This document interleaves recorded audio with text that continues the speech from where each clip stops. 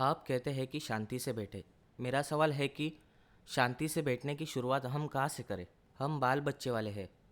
हम कोई ऋषि मुनि नहीं है और न ही कृष्ण और न ही अर्जुन है। हम आम आदमी हैं जो अपने बीवी बच्चों के लिए 2 वक्त की रोटी जुटाने के लिए जद्दोजहद करते हैं। भगवान का दिया हुआ आपके पास सब कुछ है, इसलिए आप शांति से बैठ सकते हैं। पर आप बताइए, अगर आप गरीब होते, आपके पास मकान का किराया देने का पैसा नहीं होता, बच्चों के स्कूल की फीस के पैसे नहीं होते और भी कई अन्य साधन जो हमारे रोज़मर्रा की ज़िंदगी में उपयोगी होते हैं, वे नहीं होते, तब क्या आप अपनों को भूखा देख सकते हैं? ऐसे में आप उनका पेट भरेंगे या शांति से बैठेंगे? मेरा मार्गदर्शन कीजिए। अभी शांति से बैठना, है ना, कमाल है। आपने मुझे इतना सुना, लेकिन समझने की तसदी आप नहीं ले रहे हैं। जीवन टाइम एंड स्पेस से बना है। टाइम यानी भीतर और स्पेस यानी बाहर। स्पेस में शांति संभव नहीं है, बाहर कुछ न कुछ मनुष्य को करते रहना है, ये स्पेस का नियम है। और जब मैं शांति की बात करता हूं तो वो आपके मन के भीतर की अवस्था है ना।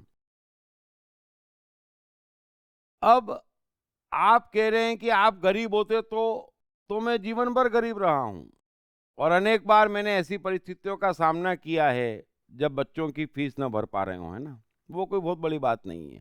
ये सारी समस्याएं स्पेस में हैं, इसका प्रभाव हमारे टाइम पर नहीं पड़ना चाहिए। बस यही धर्म है। सो भीतर शांति बनी रहना चाहिए।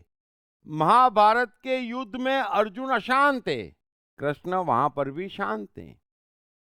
कृष्ण कालिया के फन पे फंसे थे और किसी भी क्षण मौत आने को थी, वहां पर भी वे वंशी बजा सकते हैं, भीतर इतनी शांति है।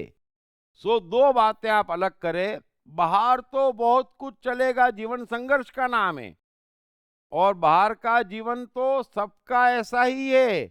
न कृष्ण अपवाद है, न बुद्ध, न क्राइस्ट।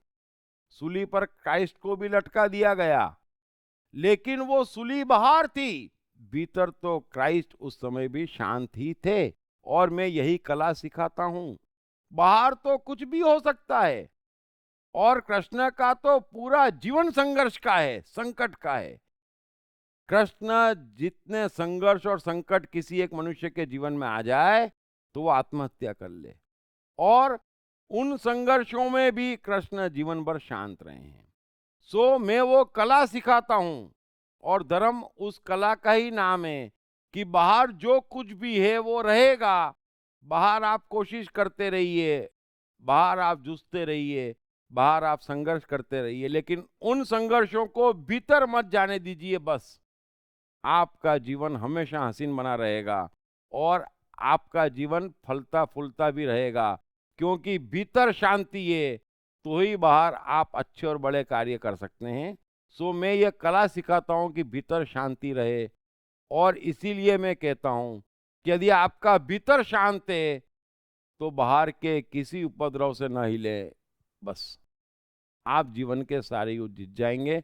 सो उम्मीद है आपके बात समझ में आ गई होगी, है ना। अपनी समस्याओं का रोना कि ये समस्या वो समस्या है, समस्या है तो कृष्ण बुद्ध से लेकर कबीर के जीवन में जीवन भर बनी रही है। एडिसन से लेकर आइंस्टाइन के जीवन में जीवन भर समस्याएं बनी रही है। एडिसन और वॉल्ट डिज्नी के पास तो पढ़ाई के भी पैसे नहीं थे, तो क्या हो गया।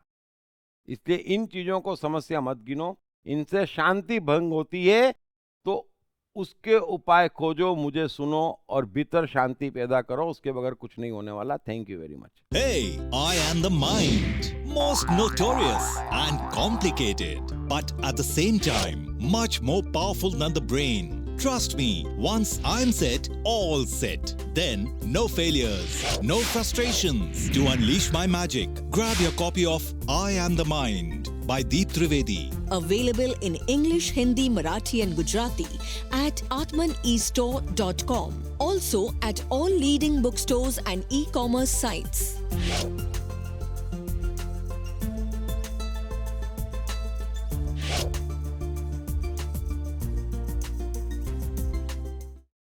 साथ ही जीवन से संबंधित विभिन्न विषयों पर उनके द्वारा दिए गए लेक्चर्स व वर्कशॉप्स एपिक चैनल पर देखें।